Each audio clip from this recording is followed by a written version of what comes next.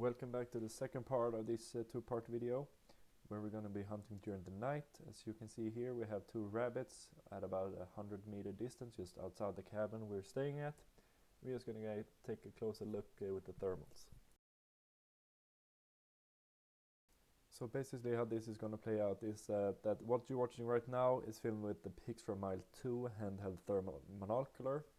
What I'm using as a spotter is actually my Pixar Chiron rifle scope. I don't have it on a rifle just now, so I'm going to use it as a handheld optic. And on my gun I have the Pixar Pegasus P650 hunting scope. This property has had a lot of wild boar problems during the years. I've come here like 4 or 5 times before and trying to help them out. We've always been successful at least getting one, so hopefully we can continue doing it. And right there is where I heard a big crack, and as you can see we have our second animal encounter during the night. It was a lone roe deer, approximately like 140 meters ahead of us, just minding his own business. And here we had just arrived in one of the bigger fields that later comes to know that this pretty much has been untouched by the wild boars. And all we could see was this female roe deer and her 2 fawns. But we're going to keep that in mind since we're also hunting roe deer, but during the day. So this is probably going to be one of the spots that we sit on the coming days. As this is not what we're looking for, and just behind those roe deer we have another field that we need to check out, so we're just going to keep on going, and in the process we accidentally spooked the roe deer. We found these nice wheel tracks in the field, making it a bit more easy to walk around the field without making too much noise. We continued walking around for a few more hours, checking every field. It was very quiet this evening, and what's very hard to show on this thermal imaging is it was a very clear night, like full moon, no clouds, and we just like lit up like a Christmas tree. So right as we started the second night of hunting, we saw this big animal on like 2 fields away, approximately like 300 meters, and we're pretty sure it was a wild boar, but we just wanted to take out the scope and make sure. And as we figured, it actually is a wild boar, so the first night is starting out great. Now we just have to find a way to approach him without him getting spooked, and hopefully we can get a shot off.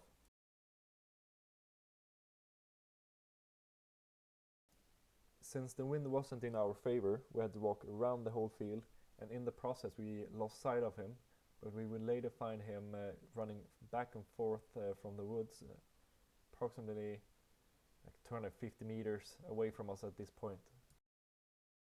Once I made it to the wooded area on top of my head, we can actually see him running in and out of the woods, so I just decided to take up my scope, and we figured he was a bit too far to make a clean shot on him, so we just wanted to see where he went, and then we're going to move forward like 30 meters just to get in between 100 meters and 70 meters to get a clean shot.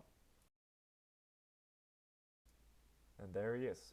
Now I just have to wait for a good shot opportunity so we can get him in one clean shot.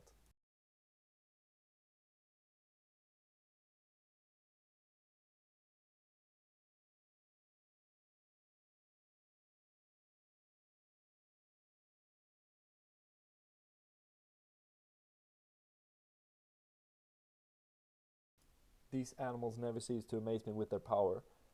This boar just got a shot between both lungs. We actually checked, both lungs were penetrated, and he still got up after that shot and ran 60 meters.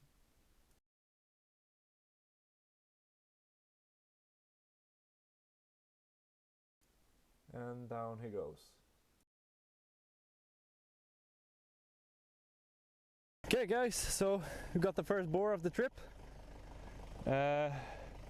A bit further shot than I wanted to. I wanted to get a bit closer, but we could see him like running out and in and out of these woods, so I just wanted to make it. Well, we took the shot we were given, and as you can see, here we have him. He's a bit bigger than I thought he would be. I thought it was going to be about 60 kilograms. I'm guessing this is maybe 90. So yeah, we're just gonna have to wait and see how it looks when it got on the wave. But yeah, my new Pixfra Pegasus P650.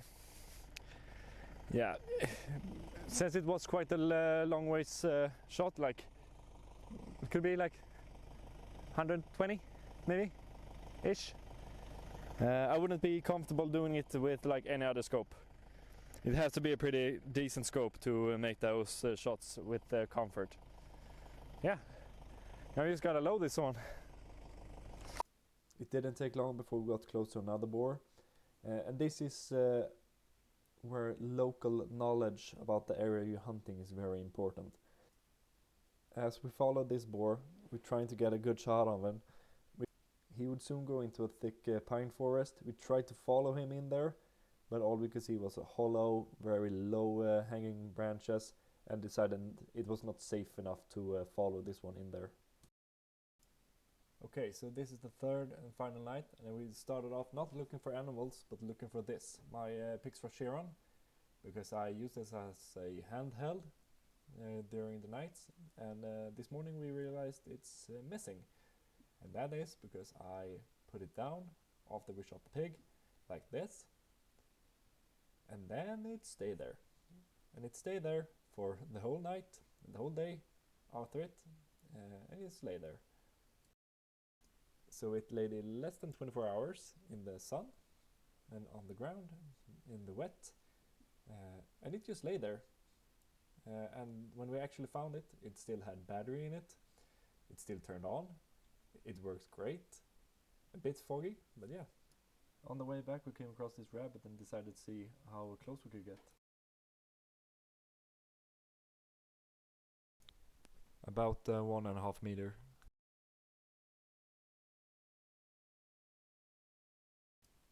After about another hour of walking around, we came across to a small group of wild boars, or what we thought was a small group and turned out to be a group of about 20 animals. We realized that we had the wind on our backs a bit too late, and as you can see, this sow has fully control on where we are, and she's just trying to figure out what we are. So we tried to sneakily come forward, but I stepped on a branch and they got spooked and they ran away.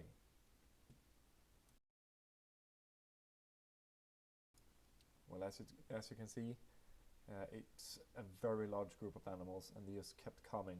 This is some very thick bush we have in front of us, making it hard to see all the small ones.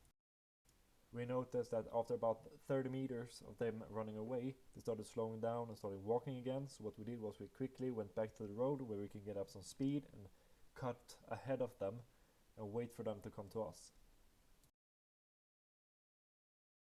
And after a pursuit of about 200 meters maybe, they finally stopped and started eating again, so we had the opportunity to get very close for them without being spotted. So this is probably about 40 meters away to the closest one, so we just had to wait for a good shot.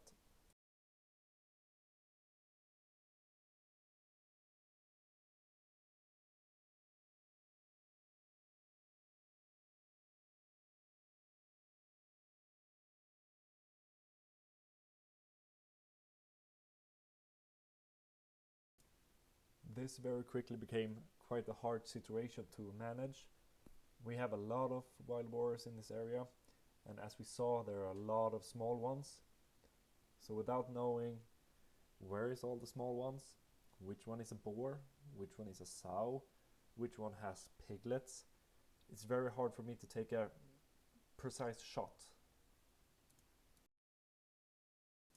And here in Sweden, leading sows with piglets are you're not allowed to shoot them.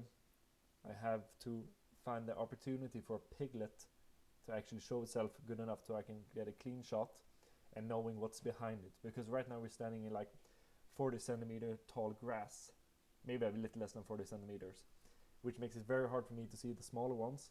And since I don't know which ones of these are leading sows, I can't just shoot one of the big ones. So I'm just gonna have to wait for an opportunity.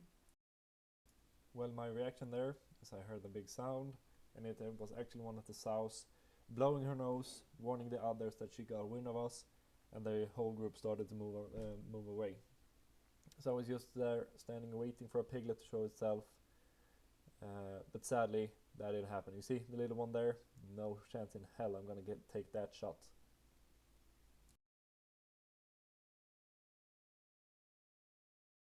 So after about totally like 500 meters of stalking, sadly they went into a bushy area. We couldn't follow them without spooking them again.